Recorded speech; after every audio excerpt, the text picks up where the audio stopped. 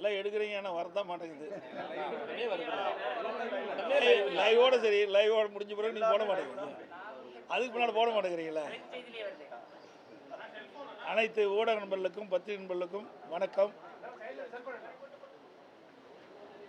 கடந்த 18/11/2025 அன்று கர்நாடக துணை முதலமைச்சர் மரியாதைக்குரிய சிவகுமார் அவர்கள் ஒரு பேட்டி அளித்திருக்கின்றார்.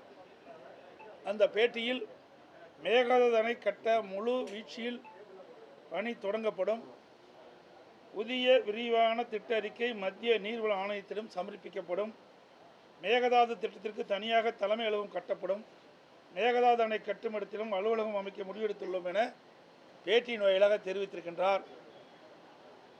இன்றைக்கு தமிழ்நாடு அரசு மெத்தன போக்காக இருக்கின்றது. மேகதாது அணை கட்டப்பட்டு விட்டால் டெல்டா மாவட்டம் பாலைவனமாகிவிடும். தமிழகத்தில் ஜீவ நதியாக இருப்பது காவிரி நதிநீர். அந்த காவிரி நதிநீரை நம்பித்தான் பல லட்சம் விவசாயிகள் வேளாண் பணியை மேற்கொண்டிருக்கின்றார்கள். தமிழ்நாட்டில் இருக்கின்ற 20 மாவட்டங்களுக்கு குடிநீர் ஆதாரமாக விளங்குவது காவிரி தண்ணீர். அப்படி இருக்கின்ற பொழுது அண்மையில் உச்சநீதிமன்றம் அளித்த தீர்ப்பின்படி இன்றைக்கு கர்நாடக அரசு இப்படி ஒரு தெளிவான திட்ட அறிக்கையை மத்திய நீர்வள ஆணையத்திடம் சமர்ப்பிப்போம் என்று தெரிவித்திருக்கின்றார்கள். உடனடியாக தமிழ்நாடு அரசு இதற்கு உரிய நடவடிக்கை எடுக்கப்பட்டு மேகதாது அணை கட்டுவதற்கு எவ்வித உரிமையும் கர்நாடக அரசுக்கு தற்போது இல்லை. ஏற்கனவே உச்சநீதிமன்றம் தீர்ப்பு வழங்கப்பட்டு விட்டது. 15 ஆண்டுகளுக்கு காவிரி நதி நீர் தடுக்கவோ திருப்பவோ மடைமாற்றம் செய்யவோ கூடாது என்றும், ஒவ்வொரு மாதமும் குறிப்பிட்ட அளவு தண்ணீரை கர்நாடக அரசு தமிழ்நாட்டிற்கு வழங்க வேண்டும். கிட்டத்தட்ட ஆண்டுக்கு 177.25 டிஎம்சி தண்ணீர் தமிழ்நாட்டுக்கு வழங்க வேண்டும் என்ற தீர்ப்பு வழங்கப்பட்டிருக்கின்றது. அந்த தீர்ப்புக்கு எதிராக கர்நாடக அரசு இன்றைக்கு செயல்பட்டு கொண்டிருக்கிறது. வன்மையாக கண்டிக்கத்தக்கது.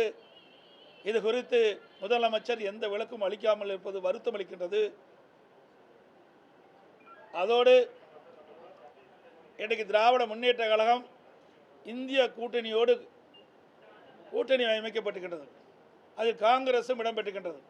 இந்தியா கூட்டணியில் காங்கிரசும் இடம்பெற்றிருக்கின்றது. இன்றைக்கு கர்நாடகத்திலே காங்கிரஸ் ஆட்சி நடைபெற்றுக் கொண்டிருக்கின்றது. அதனால் தமிழ்நாடு முதலமைச்சர் காங்கிரஸ் கட்சியினுடைய தலைவர் கர்நாடகத்தைச் சேர்ந்தவர். காங்கிரஸ் கட்சியைச் சேர்ந்த முன்னாள் தலைவர் திருமதி சோனியா காந்தி அம்மா அவர்களிடத்திலும், மக்களவை தலைவர் திரு ராகுல் காந்தி அவர்களிடத்திலும் பேசி ஒரு சுமூகமான நிலையை உருவாக்கப்பட வேண்டும். எப்பொழுது பார்த்தாலும் திரு ஸ்டாலின் அவர்கள் நாங்கள் இந்தியா கூட்டணியில் அங்கம் வகிக்கின்றோம் என்று குறிப்பிட்டுக் கொண்டிருக்கின்றார். அப்படி இந்தியா கூட்டணியில் அங்கம் வகிக்கின்ற திராவிட முன்னேற்ற கழகம், அதிலே காங்கிரஸ் கட்சியும் இடம்பெற்றிருக்கின்றது. காங்கிரஸ் கட்சி தான் இன்றைக்கு கர்நாடகத்தில் ஆண்டு கொண்டிருக்கின்றது. அதனால் எளிதாக இந்த பிரச்சனையை தீர்ப்பதற்கு வாய்ப்பு இருக்கின்றது. ஆகவே முதலமைச்சர் உடனடியாக இந்த காங்கிரஸ் கட்சியினுடைய தலைவரிடத்திலே தொடர்பு கொண்டு இதற்கு ஒரு நல்ல தீர்வு காண வேண்டும் என்று வலியுறுத்துகின்றேன். அப்படி தீர்வு காணப்பட்டு விட்டால், தீர்வு காணப்படாத இருந்தால் இன்றைக்கு தமிழகம் வஞ்சிக்கப்பட்டு விடும். தமிழகம் இன்றைக்கு டெல்டா மாவட்டம் பாலைவனமாக மாறிவிடும் என்பதை இந்த நேரத்தின் எச்சரிக்கையோடு அவர் கையாள வேண்டும் என்று இந்த நேரத்தில் கேட்டுக்கொள்கின்றேன். இதுபோல் கோவை மெட்ரோ ரயில் திட்டத்தை பற்றி இங்கே கேட்டுக்கிறீங்க. ஏற்கனவே அனைத்து இந்திய அண்ணா திராவிட முன்னேற்ற கழக ஆட்சி இருக்கின்ற பொழுதுதான் கோவை மாநகர மக்களுடைய நீண்ட நாள் கோரிக்கையை நிறைவேற்றுகின்ற விதமாக மெட்ரோ ரயில் திட்டம் நிறைவேற்றப்படும், அதிமுக ஆட்சியில் கொண்டு வரப்படும் என்ற அறிவிப்பை கொடுத்து விரிவான திட்ட அறிக்கை தயாரிக்கின்ற பணியெல்லாம் துவங்கி நடைபெற்றுக் கொண்டு வந்தது. ஆட்சி மாற்றம் ஏற்பட்டது. ஆட்சி மாற்றத்திற்கு பின்பு திராவிட முன்னேற்ற கழகம் ஆட்சிக்கு வந்த பிறகு கிட்டத்தட்ட 3 ஆண்டு காலம் அது கிடப்பிலே போட்டு விட்டார். 2024 ஆண்டு தான் மத்திய அரசுக்கு ஒரு விரிவான திட்ட அறிக்கை அனுப்பி வைத்தார்கள். அந்த விரிவான திட்ட அறிக்கையில் பல குறைபாடுகள் இருந்த காரணத்தினாலே அதை மத்திய அரசு திருப்பி அனுப்பப்பட்டது. அதற்கு பிறகும் அவர்கள் முழுமையான விரிவான திட்ட அறிக்கை மத்திய அரசிடம் சமர்ப்பிக்கவில்லை.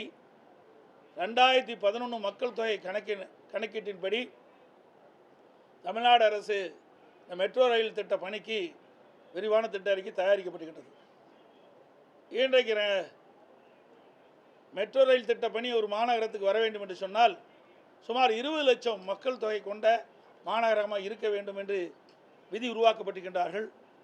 ஆனால் 2011 மக்கள் தொகை கணக்கெடுப்பின்படி 15,84,000 பேர் இருப்பதாக இவர்கள் விரிவான திட்ட அறிக்கையில் குறிப்பிட்டிருக்கிறார்கள். அதனால் இந்த திட்டத்தில் பல்வேறு பிரச்சனைகள் குளறுபடி ஏற்பட்டுவிட்டது. இன்றைக்கு கிட்டத்தட்ட 2025ஆம் ஆண்டு, இந்த ஆண்டின் மக்கள் தொகை எவ்வளவு இருக்கின்றது என்பதை கணக்கிட்டு மத்திய அரசுக்கு அனுப்பப்பட்டிருந்தால் அவள் நிர்ணயித்த அந்த 20 லட்சம் மக்கள் தொகை கிடைத்திருக்கும். நம்முடைய திட்டம் நிறைவேற்றிருக்கிறோம். மீண்டும் இந்த அரசு விழிப்போடு இருந்து குளறுபடி இல்லாமல் மத்திய அரசு நிர்ணயிக்கப்பட்ட அந்த விதிமுறைகளுக்கு உட்பட்டு விரிவான திட்ட அறிக்கை அனுப்பி வைக்க வேண்டும் என்று வலியுறுத்துகின்றேன். இந்த குளறுபடி மாநில அரசுக்கு தான் இருக்குது. ஏன்னா மாநில அரசு மத்திய அரசிடம் மெட்ரோ ரயில் திட்டத்திற்கு என்னென்ன விதிகள் இருக்கின்றதை ஆய்வு செய்து அந்த ஆய்வின்படி இவர்கள் முறையாக விரிவான திட்ட அறிக்கை தயாரித்து அனுப்பப்பட்டிருந்தால் இந்த பிரச்சனை வந்திருக்காது. 2011வது வருஷ மக்கள் தொகை அடிப்படையில் அனுப்பி காரணத்தினால தான் இவ்வளோ பிரச்சனை. அப்பொழுது இருந்த மக்கள் தொகை அடிப்படையில் அனுப்பிய காரணத்தினால் தற்போது மெட்ரோ ரயில் திட்டத்திற்கு 20 லட்சம் பேர் ஒரு மாநகரத்தில் வசித்தால்தான் இந்த மெட்ரோ ரயில் திட்டம் வரும் என்ற நிலை இருக்கின்ற காரணத்தினால் இந்த குளறுபடிகளால் தற்போது நிறுத்தப்பட்டுகின்றது. அதே போல் மதுரை மாநகராட்சியிலும் அதே நிலைதான். ஆகவே அனைத்து இந்திய அண்ணா திராவிட முன்னேற்ற கழகம் ஆட்சிக்கு வந்தவுடன் இந்த 2 மெட்ரோ ரயில் திட்ட பணிகளும் துவங்குவதற்குண்டான அனைத்து முயற்சியும் எடுக்கப்படும் என்பதை தெரிவித்துக் கொள்கின்றேன். அது மட்டுமில்லை, அனைத்து இந்திய அண்ணா திமுக ஆட்சி இருக்கின்ற பொழுதுதான் இந்த திட்டத்திற்கு விரிவான திட்ட அறிக்கை தயாரிக்கின்ற பணி துவங்கப்பட்டது. வேண்டுமென்றே திட்டமிட்டு அண்ணா திமுக ஆட்சியில் கொண்டு வரப்பட்ட இந்த மெட்ரோ ரயில் திட்டம், கோவையிலே கொண்டு வரப்பட்ட மெட்ரோ ரயில் திட்டத்திற்கு காலதாபம் செய்து சரியான முறையில் ஆய்வு செய்து விரிவான திட்ட அறிக்கை அனுப்பாத காரணத்தில்தான் இந்த பணி சுணக்கம் ஏற்பட்டு இன்றைக்கு மத்திய அரசிடம் இப்படிப்பட்ட பதில் வந்திருக்குது. இதுக்கு முழுக்க காரணம் மாநில அரசினுடைய கவனக்குறைவு, அலட்சியம் தான் என்பதை இந்த நேரத்தில் தெரிவிக்க விரும்புகிறேன். ஒரே சொல்லிடுறேன். அதேபோல் தமிழகத்தில் சட்ட ஒழுங்கு நான் ஏற்கனவே அடிக்கடி குறிப்பிட்டிருக்கிறேன். பலமுறை சொல்லியும் இந்த அரசு மெத்தன போக்கோட தான் இருக்குது. இதற்கு என்ன காரணம்? இன்றைக்கு தமிழ்நாடு அரசு ஒரு நிரந்தர டிஜிபி இதுவரைக்கும் நியமிக்க முடியல. உச்சநீதிமன்றம் அறிவுறுத்திய பிறகும் 3 வாரம் கால அவகாசம் கொடுத்தோம். இன்னும் இந்த அரசு கும்பகர்ணம் போல தூங்கிட்டு இருக்குது. தனக்கு வேண்டியப்பட்டவர்களை டிஜிபியாக நியமிக்க வேண்டும் என்ற ஒரே காரணத்திற்காக உச்சநீதிமன்றம் அளித்த தீர்ப்பை கூட நடைமுறைப்படுத்தாத ஒரு கைலாத அரசு இருந்து கொண்டிருக்கின்றது. ஒரு நிரந்தர டிஜிபி இல்லாத போது எப்படி சட்ட ஒழுங்கு சரியாக இருக்கும், சரியாக பராமரிக்கப்படும்? ஆகவே இந்த அரசு வேண்டுமென்றே திட்டமிட்டு தங்களுக்கு கைப்பாக இருக்கக்கூடிய ஒரு டிஜிபியை நியமிக்க வேண்டும் என்ற அடிப்படையில் தான் இந்த காலதாமம் செய்து கொண்டிருக்கிறார். இனியும் காலதாமம் செய்யாமல் ஒரு நிரந்தர டிஜிபியை நியமித்து தமிழகத்திலே சட்ட ஒழுங்கை காப்பாற்றுவதற்கான நடவடிக்கை எடுக்கப்பட வேண்டும். அண்மையில் ராமேஸ்வரத்தில் பார்த்தீங்கன்னா ஒரு பள்ளி மாணவி பட்டம் பகலில் சென்று கொண்ட பள்ளிக்கு சென்று பொழுது ஒரு இளைஞன் அந்த மாணவியை குத்தி கொலை செய்கின்றார். இது எவ்வளவு கொடூரமான செயல்! அந்த மாணவியிடம் தன்னை காதலிக்க வேண்டும் என்று வற்புறுத்தியிருக்கிறார். அந்த மாணவி அதை மறுத்தவுடன் உடனடியாக அந்த மாணவியை பட்ட மகளில் கத்தியால் குத்தி கொலை செய்கின்ற காட்சி ஒரு கொடூரமான காட்சி. இது தொடர்ந்து நடந்து கொண்டிருக்கிறது. சென்னையில் 2 நாளைக்கு முந்தி பார்த்தீங்கன்னா 2 ரவுடிகளை அடிச்சுட்டு இன்றைக்கு சண்டையிடுற காட்சியெல்லாம் நான் பார்த்துருக்குறோம். இப்படி ஒவ்வொரு வாரமும் நாள்தோறும் தமிழகத்தில் சட்ட ஒழுங்கு சீர்குலைகின்ற காட்சியை பார்த்துருக்கிறோம். அங்கே பாலியல் வன்கொடுமைகள், திருட்டு, கொலை, கொள்ளை நடந்த வண்ணம் இருக்கின்றது. இந்த அரசை கும்பகரன் போல் தூக்கி கொண்டிருக்கின்றது. மக்களுக்கு பாதுகாப்பு கொடுப்பது காவல்துறை கடமை. ஆனால் தமிழகத்தில் அப்படிப்பட்ட நிலைமை இல்லை என்ற நிலை ஏற்பட்டு விட்டது. பல முறை ஊடகத்தின் வாயிலாக, பத்திரிகையின் வாயிலாக, அறிக்கையின் வாயிலாக சட்டமன்றத்திலே இந்த அரசுக்கு கவனத்துக்கு கொண்டு வந்து கூட இந்த அரசு சரியான முறையில் அணுகாத காரணத்தினாலே சட்ட ஒழுங்கு தமிழகத்திலே சந்தி சிரித்துக் கொண்டிருக்கின்றதை நேரத்திலே தெரிவிக்க விரும்புகிறேன். பல உதாரணங்களை சொல்லலாம். அது மட்டும் இல்லை, இன்றைக்கு இப்படிப்பட்ட சம்பவம் நடந்துபட இன்றைக்கு ஒரு மாநில கட்சி, ஏதாவது பகுஜன் கட்சி, அவனுடைய மாநில தலைவர் அங்கே சென்னை மாநகரத்தில் மக்கள் அதிகம் வசிக்கின்ற பகுதியில் படுகொலை செய்யப்படுகிறார். அப்படி உறவினர் வந்து இதில் மாநில காவல்துறை விசாரிக்கப்பட்டால் எனக்கு நியாயம் கிடைக்காது என்று சொல்லி உயர்நீதிமன்றத்தை நாடுகிறார். அந்த உயர்நீதிமன்றம் சிபிஐ விசாரிக்க வேண்டும் என்று உத்தரவு போடுகிறது. அந்த உத்தரவை எதிர்த்து மாநில அரசு டெல்லிக்கு போகிறாங்க, உச்சநீதிமன்றத்துக்கு போகிறாங்க. எவ்வளோ கேவலம்! யார் விசாரித்தா என்ன? உங்களுக்கு ஏன் அது அச்சம்? ஆக இதில் ஏதோ ஒரு மர்மம் இருக்கின்றது. இதில் யாரோ ஒரு முக்கிய புள்ளி ஈடுபட்டு இருப்பதாக தான் மக்கள் சந்தேகிக்கின்றார்கள். அதே இன்றைக்கு உயர்நீதிமன்றம் போய் உயர்நீதிமன்றம் அளித்த தீர்ப்புக்கு எதிராக நீங்கள் உச்சநீதிமன்றத்தில் மேல்முறையீடு செய்யணும் என்று சொன்னால் இதில் ஏதோ குளறுபடி இருக்கின்றது, ஏதோ முக்கிய பிரமுகர்களை காப்பாற்ற இந்த அரசு துடிக்கிறது என்பதுதான் நம்ம என்ன தோணுகிறது. அதே போல் பார்த்தீங்கன்னா கள்ளக்குறிச்சியில் இன்றைக்கு கள்ளச்சாராயம் அருந்தி சுமார் 67 பேர் இருந்தாங்க. அந்த வழக்கிலையும் உயர்நீதிமன்றம் சிபிஐ விசாரிக்க உத்தரவு போடுறது. அதை எதிர்த்து மேல்முறையீடு செய்கிறாங்க திமுக அரசாங்கம். இது ஏன் தேவை? ஒவ்வொரு முறையும் அதே போல் அண்ணா நகரில் ஒரு சிறுமி பாலியல் கொடுமைக்கு ஆளாகிறாங்க. அங்கே சிபிஐ விசாரிக்க வேண்டும் என்று உத்தரவு வழங்கப்படுகிறது உயர்நீதிமன்றம். அதை எதிர்த்து உச்சநீதிமன்றத்தில் போய் மேல்முறையீடு செய்கிறாங்க. இப்படி ஒவ்வொரு முறையும் உயர்நீதிமன்றம் அளித்த தீர்ப்புக்கு எதிராக உச்சநீதிமன்றம் செல்லும் மேல்முறையீடு செய்கின்ற நிலை தொடர்கின்றது. இது ஒரு வெட்கக்கேடானது. யார் விசாரித்தா என்ன? உண்மை வெளியே வந்தால் போதும், குற்றவாளிகள் தண்டிக்கப்பட வேண்டும். இதுதான் யதார்த்தமான நிலை. ஆனால் இந்த அரசாங்கத்துக்கு அது கிடையாது. ஒவ்வொரு முறையும் ஒரு பிரச்சனை வருகின்ற பொழுது அந்த பிரச்சனை அடிப்படையில் உயர்நீதிமன்றத்தில் சம்பந்தப்பட்டவர்கள் நாடுகிறார்கள். உயர்நீதிமன்றம் சிபிஐ விசாரணை மேற்கொள்ள வேண்டும் என்று தீர்ப்பளிக்கிறது. அதை தீர்ப்பை எதிர்த்து மேல்முறை செய்கின்ற அரசு திமுக அரசு என்பதை இந்த நேரத்தில் தெரிவிக்க விரும்புகிறேன். அதே போல் எஸ்ஐஆர் பணி நீங்கள் பார்த்தீங்கன்னா எங்களுடைய நோக்கம் சுமார் 21 ஆண்டு காலம் இந்த வாக்காளர் திருத்தம் செய்யப்படவில்லை. அதற்கு முன் 8 முறை இந்த எஸ்ஐஆர் பணி மேற்கொள்ளப்பட்டிருக்கிறது. 21 ஆண்டு காலம் தொடர்ந்து இந்த வாக்காளர் திருத்த பணி மேற்கொள்ளாத காரணத்தினால இறந்தவர்கள் தொடர்ந்து அந்த வாக்காளர் பணி இடம்பெற்று வராங்க. போலி வாக்காளர்கள் அப்படி இருந்து கொண்டிருக்கிறாங்க. இந்த வீடு மாறி குடியேறியவர்கள், குடிபெயர்ந்தவர்கள், அவருடைய பெயர் வாக்காளர் பட்டியலில் தொடர்ந்து இடம்பெற்று கொண்டிருக்கிறது. இரட்டை வாக்காளர் தொடர்ந்து இடம்பெற்று கொண்டிருக்கிறது. பல முறை தேர்தல் ஆணையத்துக்கு இது குறித்து தகவல் கொடுத்தும் அவர்களால் நீக்கப்படுவதே கிடையாது. அதனால தான் நாங்கள் 2-3 மாதத்துக்கு முன்பு ஆர்கே நகரில் சுமார் 44,000 வாக்குகள் முறைகேடாக வாக்காளர் பட்டியல் இடம்பெற்றிருக்கிறதாக குறிப்பிட்டு உயர்நீதிமன்றத்தில் வழக்கு தொடர்ந்தோம். உயர்நீதிமன்றம் இதை விசாரித்து முறையாக வாக்காளர் பட்டியலை தயாரிக்க வேண்டும் என்று தேர்தல் ஆணையத்துக்கு உத்தரவு போட்டு சுமார் 30,000 வாக்காளர் நீக்கப்பட்டாங்க. அதுபோல் கரூரில் நீதிமன்றத்தை நாடி 10,000 வாக்காளர்கள் நீக்கப்பட்டிருக்கு. அதுபோல் டி நகரில் பல்லாயிரக்கணக்கான வாக்காளர்கள் முறைகேடாக வாக்காளர் பட்டியலில் இடம்பெற்றிருக்கின்றார்கள். அதை கண்டறிந்து ஆய்வு செய்து முறையாக வாக்காளர் பட்டியல் தயாரிக்க வேண்டும் என்று நாங்கள் நீதிமன்றத்தில் வழக்கு தொடர்ந்துடன் நீதிமன்றத்தில் வழக்கு வரும்போது தேர்தல் ஆணையம் எஸ்ஐஆர் பணி தொடர்ந்து இருக்கின்றது, அந்த பணி துவங்கின்ற பொழுது இதை நாங்கள் குறிப்பிடுகிறோம். ஆகவே நீங்கள் கொடுக்கப்பட்ட அந்த புகாரின் அடிப்படையில் யாரெல்லாம் இறந்தவர்கள், இரட்டை வாக்காளர்கள், வேறு குடியிருந்தவர்கள் வேறு இடத்திற்கு மாறு செய்திருந்தால் அவர்களெல்லாம் நாங்கள் பட்டியலிட்டு தெளிவாக ஆதாரத்தோடு கொடுத்துருக்கிறோம். அதையெல்லாம் கண்டறிந்து உண்மை இருந்தால் அவர்களுக்கு நடவடிக்கை எடுப்போம், அந்த வாக்காளர் பட்டியலை நீக்குவோம் என்று சொன்னாங்க. இப்போ அந்த பணியெல்லாம் நடந்துக்கிட்டு இருக்குது. உதாரணத்துக்கு நான் சொல்ல வேணும்னா, நீங்கள் பார்த்தீங்கன்னா தாம்பரம் சட்டமன்ற தொகுதி பாகம் எண் 1 காயத்ரி நகர் 3வது தெரு, அதில் கதவு எண் 1, அதில் சுமார் 320 வாக்குகள் ஒரே வீட்டில் இருக்குது. இந்த வாக்காளர் பட்டியலில் அப்படி இடம்பெற்றிருக்குது. பாகம் எண் 117, தாம்பரம் சட்டமன்ற தொகுதி பாகம் எண் 115, காயத்ரி நகர் 3வது தெரு, கதவு எண் 1, அதில் 360 வாக்குகள் ஒரு வீட்டில் இடம்பெற்றிருக்குது.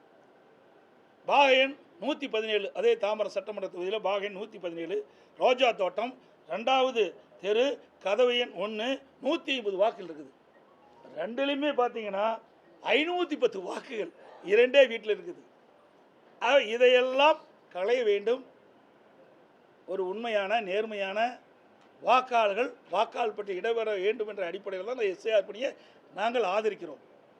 அது மட்டும் இல்லை, இந்த எஸ்ஐஆர் பணி மேற்கொள்கின்ற பொழுது ஆளுங்கட்சியை சேர்ந்த அழுத்தம் கொடுத்து சில மாவட்ட ஆட்சித்தலைவர்களும் சென்னை மாநகராட்சி ஆணையாளர் அவர்களும் முறையாக இந்த பணியை மேற்கொள்ளவில்லை.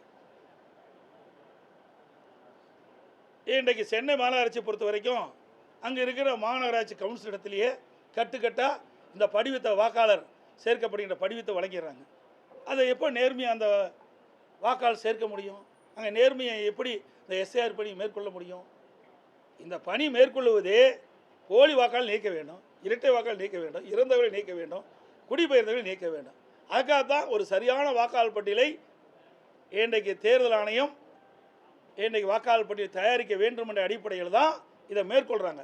மீண்டும் இப்படிப்பட்ட ஒரு குளறுபடி நடக்குது. இதுக்கு அங்கே இருக்கிற ஆணையாளரே பின்னிருந்து செயல்படுறார். இது வெட்கக்கேடானது. இது குறித்து தான் நேற்றைய தினம் அனைத்து இந்திய அண்ணா 20ஆம் தேதி அனைத்து இந்திய அண்ணா திராவிட முன்னேற்ற கழகத்தின் சார்பாக சென்னை மாநகராட்சியில் இப்படிப்பட்ட குளறுபடி இருக்கின்றது, இனியாவது திருந்தி உண்மையான வாக்காளர்களை நேரிலே சந்தித்து வாக்காளர் படிவத்தை கொடுத்து அதை பூர்த்தி செய்து வாங்கி இந்த உண்மையான வாக்காளர் பட்டியல் தயாரிக்க வேண்டும் என்று நாங்கள் ஒரு போராட்டத்தை நேற்று நடத்தியிருக்கிறாங்க.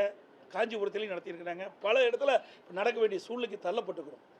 இதை ஆளுங்கட்சியை சேர்ந்த அதிகாரத்தில் இருக்கின்றவர்கள் அவருடைய அதிகாரத்தை பயன்படுத்தி இப்படி எஸ்ஐஆர் பணி முழுமையாக நடைபெறக்கூடாது என்ற ஒரு அடிப்படையில் செயல்பட்டு வன்மையாக கண்டிக்கத்தக்கது.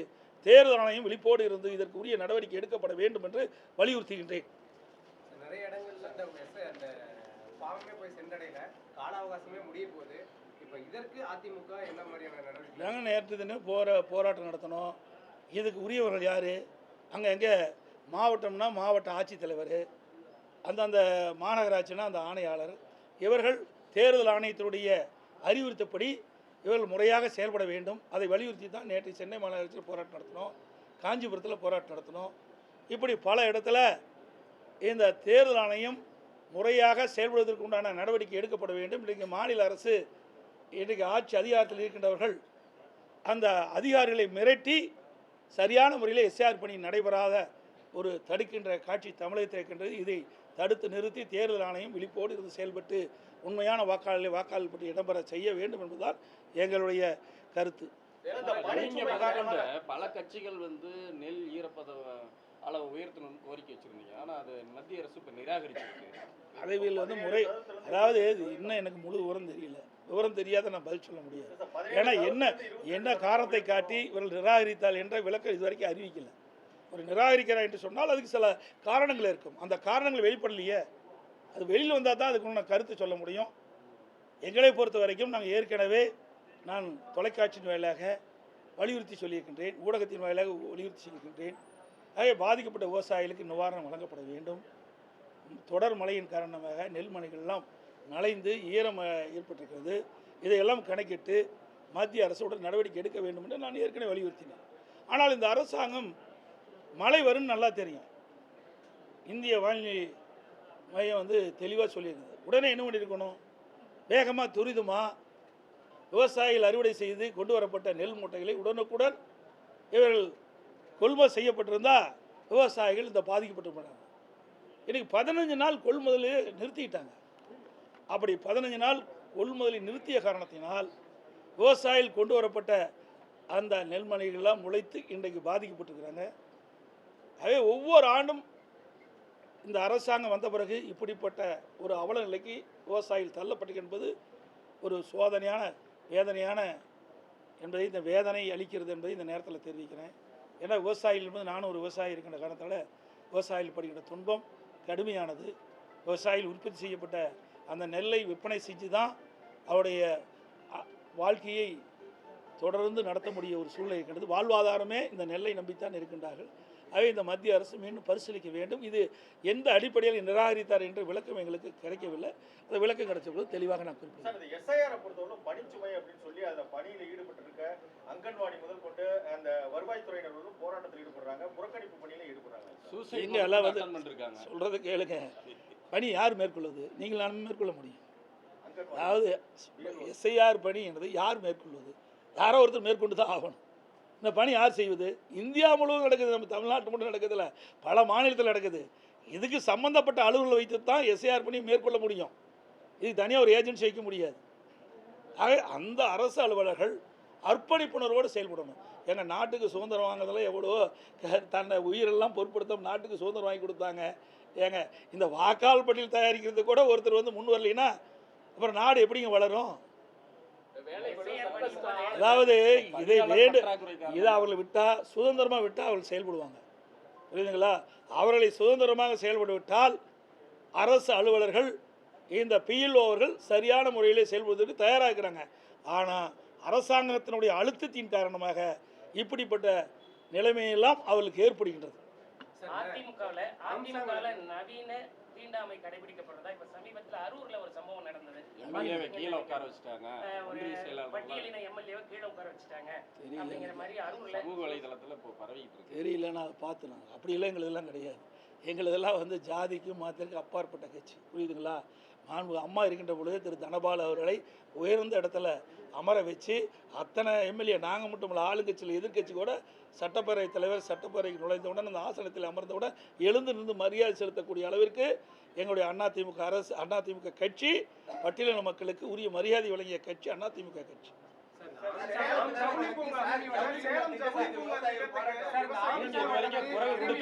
ஜவுளி பூங்கா திட்டம் வந்து சாயப்பட்டறை அமைக்கிறாங்க, அதுக்கு இன்னும் எதிர்கட்சி தலைவர். அதாவது ஏற்கனவே இந்த ஜவுளி பூங்கா அமைப்பதற்கு அதிமுக ஆட்சி இருக்கின்ற பொழுது நம்ம ஸ்டீல் பிளான்ட்டில் ஒரு குறிப்பிட்ட நிலம் கையகப்படுத்துவதற்கு நாங்கள் முயற்சி செஞ்சோம். அங்கேயே அது மட்டும் இல்லை, இந்த இராணுவத்திற்கு தேவையான உதிரி பாங்கள் தயாரிப்பதற்கு அங்கேயும் நிலம் கையப்படுத்துறதுக்கு இரண்டுக்கு சேர்ந்து நாங்கள் வந்து முயற்சி செஞ்சோம்.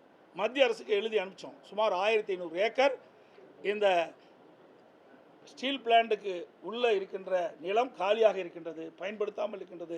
அந்த நிலத்தை இந்த 2 திட்டங்களுக்கு வழங்க வேண்டும் என்று மத்திய அரசுக்கு மாநில அரசு கடிதம் மூலமாக எழுதப்பட்டது. மத்திய அரசு ஒத்துக்கொண்டது. அதுக்குண்டான ஏற்கனவே அவர்கள் வந்து அந்த கைட்லைன் படி தான் பணம் கட்டி தான் பணம் செலுத்தி தான் அந்த ஸ்டீல் பிளான்ட்டுக்கு தேவை நிலத்தை கையகப்படுத்தினாங்க. அப்பொழுது மத்திய அரசு சொல்லிச்சு, மத்திய அரசு குறிப்பிட்டாங்க, நீங்கள் கைட்லைன் படி நீங்கள் அந்த 1500 ஏக்கருக்கு நீங்கள் பணம் செலுத்தப்பட்டால் இதை தமிழ்நாடு அரசுக்கு மாற்றி வழங்குமென்னு சொன்னாங்க. ஆனால் இந்த அரசு கிடப்பில் போட்டுது. இப்போ அங்கே வந்து அந்த பிரச்சனையும் வந்திருக்காது. இதெல்லாம் அதிமுக ஆட்சியில் எதை கொண்டாந்தோமோ அதையெல்லாம் இவர்கள் கடைபிடிப்பதே கிடையாது, தொடர்வது கிடையாது. விவசாயிகள் பாதிக்காத அளவிற்கு இந்த திட்டத்தை நிறைவேற்றணும். அதுதான் நான் ஸ்டீல் பிளான்லேயே ஏற்கனவே 500 ஏக்கர் இடத்தை எடுப்பதற்கு அதிமுக ஆட்சிக்கிட்ட முயற்சி செஞ்சது. மத்திய அரசு இசைவு கொடுத்தது, அந்த ஸ்டீல் பிளான்லாம் நாங்கள் கொடுக்கணும். ஆனால் இவர்கள் அதை கண்டுகொள்ளவில்லை. அதனால் விவசாயிகள் இன்றைக்கி போராட்டம் நடத்திட்டு இருக்காங்க. இதுதான் உச்சநீதிமன்றமே தீர்ப்பு கொடுத்துட்டு, நீ நானும் பேசி என்ன பிரயோஜனம்? சொல்கிறத கேளு. உச்சநீதிமன்றம் தீர்ப்பு கொடுத்துட்டுது, அதுக்கு பிறகு நீ நானும் பேசி பிரயோஜனம் கிடையாது. அதனால் இந்த பயணம் இல்லை. அனைத்து ஊடகங்களுக்கும் பத்திரிகை நண்பர்களுக்கும் நன்றி, வணக்கம்.